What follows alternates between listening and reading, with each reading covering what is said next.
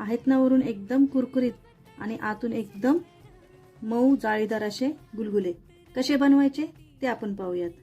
इथे मी 1 वाटी गूळ चिरून घेतलाय, त्याच वाटीने अर्धा वाटी पाणी टाकायचंय, मिक्स करायचंय आणि 15 मिनिटं गूळ वितळेपर्यंत ठेवायचंय। गूळ छान वितळलाय, गूळ गाळून घ्यायचंय।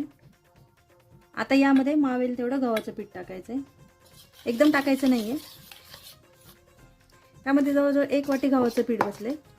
आता यामध्ये 1 चमचा बारीक रवा टाकायचा आहे, खलबत्त्यात कुटून घेतलेली बडीशोप, वेलची पावडर, खाण्याचा सोडा आणि 2 चमचे किसलेलं खोबरं टाकायचं आहे, मिक्स करायचं आहे। साधारणतः अशी कन्सिस्टन्सी हवी आहे। तुम्हाला पीठ जर का थोडं घट्ट वाटत असेल तर तुम्ही थोडंसं 1-2 चमचे पाणी पण ॲड करू शकता। तेल तापले आता चांगलं, गॅस बारीक करायचा, मोठ्या गॅसवरती तळायचे नाहीत। आपण गुलगुले तेलामध्ये सोडूयात।